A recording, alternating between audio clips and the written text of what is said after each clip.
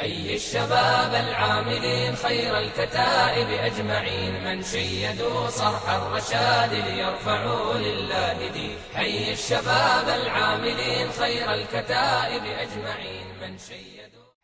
السلام علیکم ورحمت الله وبرکاته و مغفرته. یو محترم شتنه کړی دی چې زموږ په منطقه کې داسې رواج دی د یو ښځې سره کوزده یعنې نکاح لنۍ تړلې پر ټلیفون باندې روابط سره ساتي.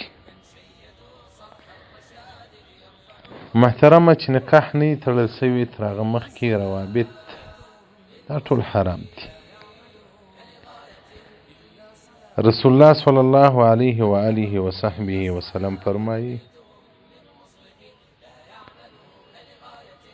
وایي که تاسې یو ښځه غواړئ مرکه ورته کوئ ویې وینئ، دی نه دي ویلي چې تاسې به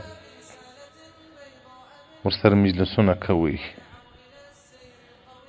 نو دا چې ټلیفون ورکول دي، پر ټلیفون سره غږېدل دي، دا ټول حرام دي، مه یې کوه محترم. کوم وخت چې دې نکاح ورسره وتړل سوه، خدای دې وکړي چې ورته ملنګ کېږې لا نه، بیا دې معاینه ده، که ورسره غږېږې، که ورسره خبرې کوې، هېڅ مشکل نشته. که دې راوت کړي، که دې نه یې راوت کړي، خو البت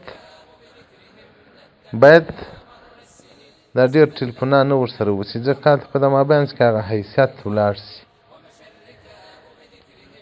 موږ چې لیدل دي په ژوند کې مو تجربه کړي دي، کوم چا چې تر راودېدلو له مخه پر ټلیفون باندې لین ودین جوړ کړي، وروسته بیا ژوند ډېر تریخ سي. ودې غوښته کوشش وکړه راواده یې کړه، دلته بیا ورسره غږېږه، څه مشکل نه لري.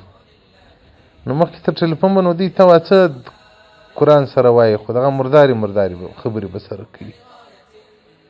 مرقات جلد شپږم صفحه 259 حدیث رقم 3107. نو دا که رواج دیم دا رواج ختم کړي.